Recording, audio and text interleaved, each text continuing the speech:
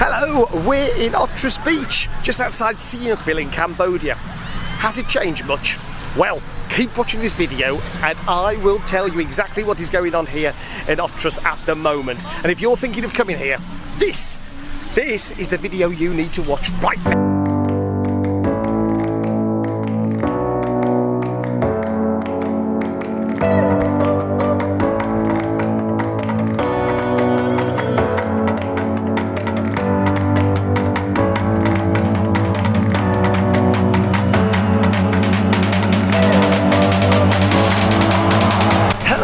From Otres Beach, Cambodia, just outside Sihanoukville. I came to Sihanoukville and Otres Beach in 2017 with G Adventures and loved it. And we've come back and my God, it's changed. We're walking from our hotel in Otres village towards the beach now. Now, the beach used to be the place to go. It was a little piece of heaven here in Cambodia and it was amazing and I fell in love with it. I'm going to take you to the beach now and show you a little bit of how it's changed. So 2 years after I was here, the Chinese started building casinos and building highways, and the beach has changed. There's no shacks on the beach anymore. There's no bars. In fact, there's a main road that runs directly next to the beach. There's highways running from Otres to Sihanoukville, and it's a lot easier to get round, but it's not quite the same as what it was. So where we're walking now would have been sort of a dirt road to the old Otres village, and it's now like a waste ground. As you can see, it's been started to be developed. You can see buildings being built and abandoned behind me. There's just not the amount of tourists for the amount of hotels they've built. There's huge buildings here, and then in Sihanoukville there's casinos. Just before COVID, we were told that you couldn't get around. It was taking about an hour just because of the amount of limos and cars taking people from one place to another for casinos. And it had just turned into a Chinese getaway. But the Chinese haven't been able to leave since COVID, and now the beach is beautiful. I have to say, the beach is beautiful. There's white sand and the sunset is amazing. I'll put some pictures of the sunset on just so you can see. But that's where it ends. So we'll go to the beach, but I think a few things from us. In the words of Liz Machin, it's bleeding horrible. Bleeding horrible. It's not nice, and if you are coming to Sihanoukville and Otres to maybe head to Koh Rong, if you can get the boat straight to Koh Rong, do.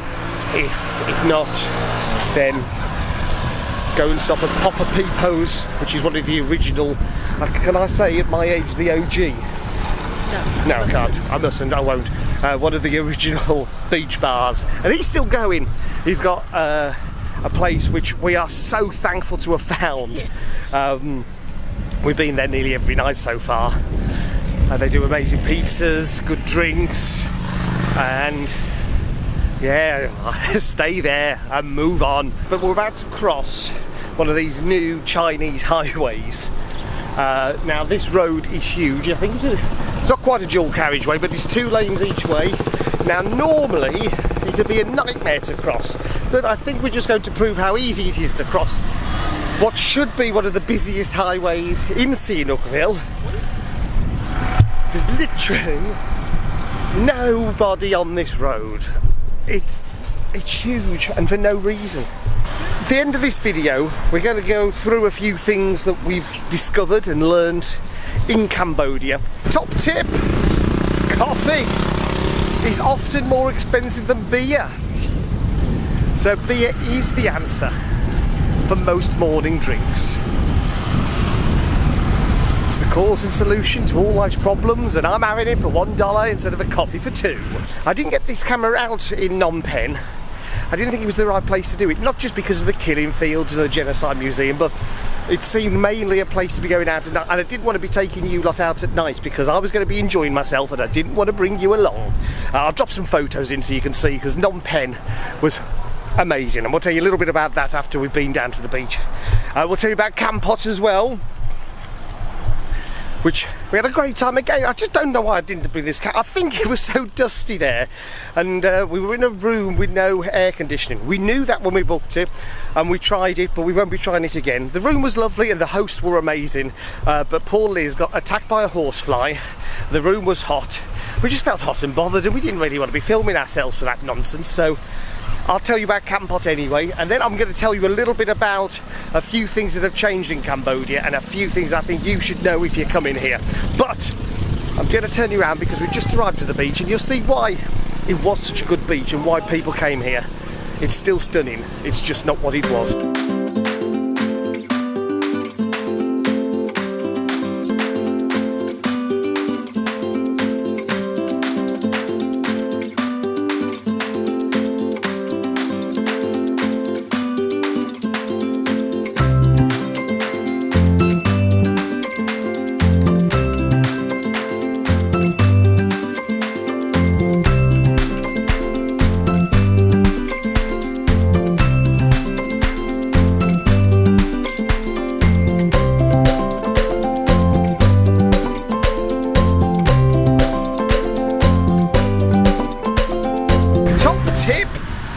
Learn your 4 times table.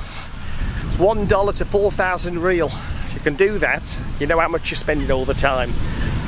People don't use dollars half as much as they did. Prices are still in dollars, but they'll take real for everything and often give you more change in real than they would in dollars. Top tip for the current day, get a currency converter app. So this is Otres Beach. The sand is golden, very, very fine. The sea is beautiful and warm, but behind me, construction. There's building sites, there's rubbish, there's a lot of rubbish here. And this is where, so all of this area here was where there would be trees, a little dirt track, and this is where all the shacks were along the beach. So Pappa Pipos is a bit further down. The original one was down there, and he had a shack on the beach. People just used to turn up, line the hammer, drink beer all day. But it was taken over. The Chinese got rid of all these shacks to put this road in. So if you've been to Otres Beach before, you'll remember that you came down and it was just chilled and it was amazing. But now they're trying to bring it back, I think. The Cambodians are trying to turn it back a little bit. But unfortunately the road is going to get rid of all of that. People bring speakers down to the beach and have a great time. Yesterday we were on the beach and people were having karaoke. But that's cool. There's a full speaker system and they're having a good time. They're having an amazing time on this beach. I have no idea what this song is, but yeah, yesterday there was karaoke happening on the beach. Very badly. Very badly. Yeah, I watched this. They were joyfully doing. I haven't got the voice of an angel, but good God. You got the voice of a lark, haven't you? A pillark.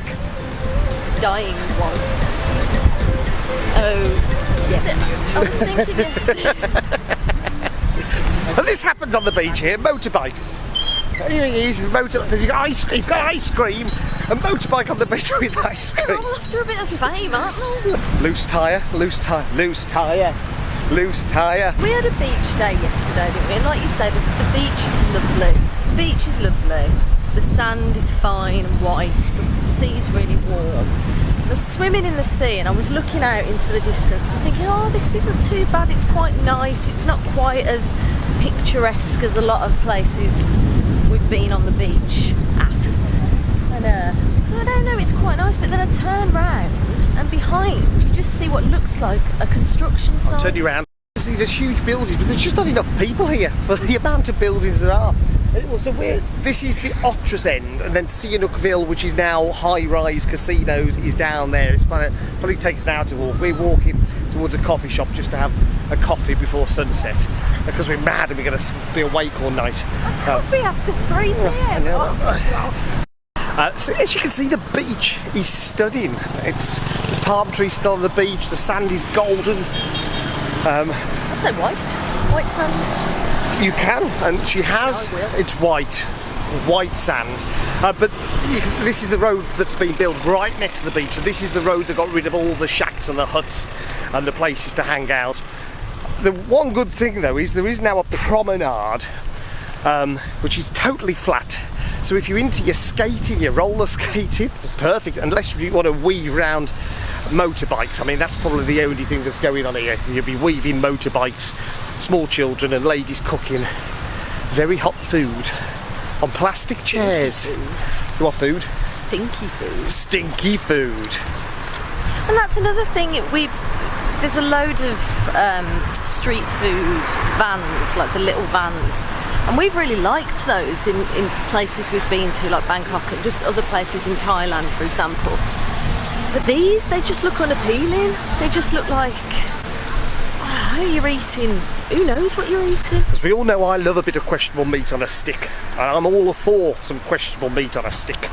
But this is past the point of being questionable, to the point of just not looking appealing at all. Salmonella on a stick. I also think it's quite amusing how all those lovely smiley people on the beach were trying to be in our video and stuff, and they have no idea that we're just absolutely slagging the place off. It's like, the beach is lovely. I can't grumble at this. This way, stunning. The place is a dive. This way, ruined. Otres was amazing. It's such a shame. But it is, last night we saw possibly the best sunset so far of the whole trip. The sunset on the beach, and we were sitting, we'll probably do the same today, watching that sunset was an absolute highlight. That's what I'll remember from here. The sunset is worth coming for, but I think if you go over to Koh Rong, you'll probably get a similar sunset. So don't feel you've got to come here just for the sunset, go to Koh Rong instead. Last night though, as we were desperately searching for something to eat, there were lots of families or groups of families and friends on the beach with their own little cooking wok on a little mobile stove. There's some up there. And they were cooking and eating dinner together, which looked quite cute. That was quite nice. That was at night after the sunset, and they were all just sat together either on the floor or on little plastic chairs. Just little plastic chairs, they're tiny here. Yeah, we wouldn't cope. I'd cope. I wouldn't. My thighs would not cope with that. I do feel like we need to try a crud. What's a crud? A crud apparently is a brand of beer. I don't know where it's from. Not beer. I don't think it's beer. I think it's an energy drink. Oh no, forget it. We need to go to sleep as soon as possible tonight. Good news! There is a beer called Crud. I don't know if that's good news, but it's a beer called Crud. And I have to say, the one good thing with all this development is along the length of the beach, there's a lot of public toilets. I mean, the sea's there, but there are a lot of public toilets. There are some restaurants now this side. However, we walked past them all on our first night. No, we walked past a few of these bars. None of them had, maybe we're being entitled, but none of them had English menus. One of them had a dead fish in a tank, which put me off slightly. But they were all empty, which always makes me a bit concerned when a restaurant has nobody in.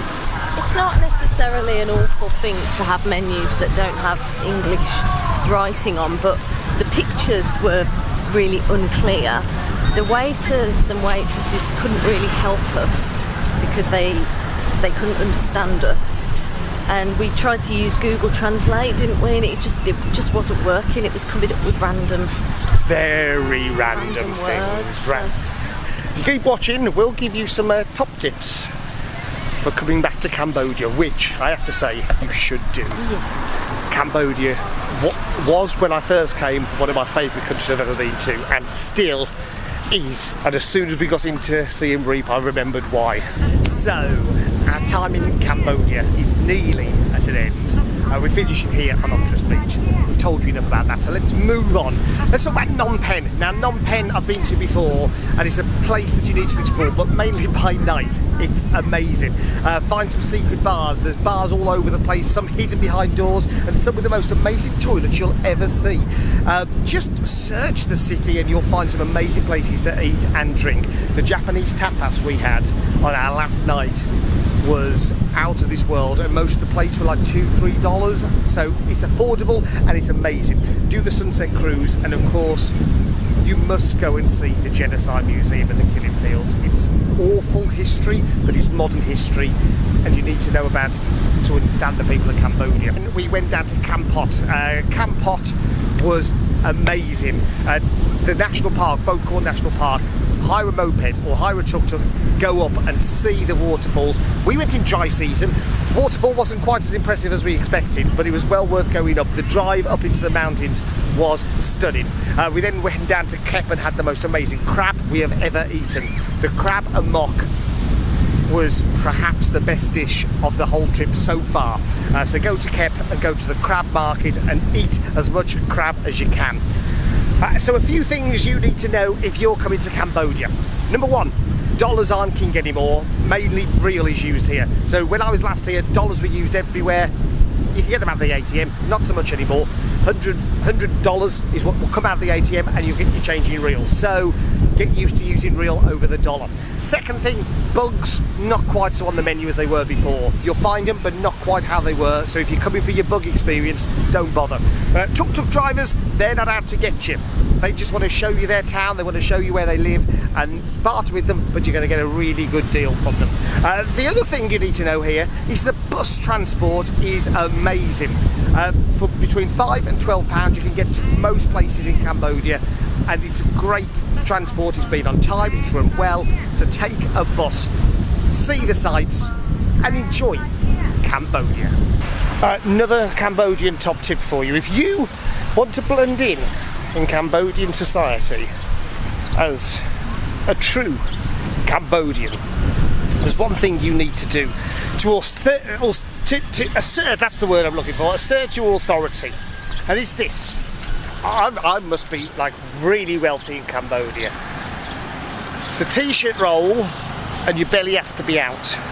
The belly out, you are in charge of the situation, but it has to be a certain, you can't just lift. It's not a lift. There's a certain roll they do. And now I am a true Cambodian man of true status. Let's go and get some food. Only for men though. Yeah, don't you do it. That'd be weird. He knew I was in charge then, he knew that. If you're hiring a scooter here, one thing to remember is there are no rules on the road. You drive on the right hand side. Other than that, there appear to be no rules until there is a rule. And then you don't know what the rule is anyway, so just get used to not knowing where the rules are, but sometimes there are rules. But then a lot of the time there are no rules. They're the rules of the road. Top tip, don't have the ice here. Top tip, don't take the train. It was an hour late, it was slow and it stunk. And my final top tip is get some sun cream before you come. Seen it up to $25–30 for back to 30. And also, oh, hang on. Also, if you buy any kind of moisturising cream, including sun cream, a lot of them have got whitening substance in them. There are top tips for Cambodia, along with seeing the sunset. The sunset's phenomenal. Phenomenal. Phenomenal. So if you are coming to Cambodia, you're going to love it. We loved it. It's been amazing. But this is our last day in Cambodia, and we're off next to Malaysia. So we're going to go to Malaysia, and we're going to go to a small island in Malaysia called Langkawi.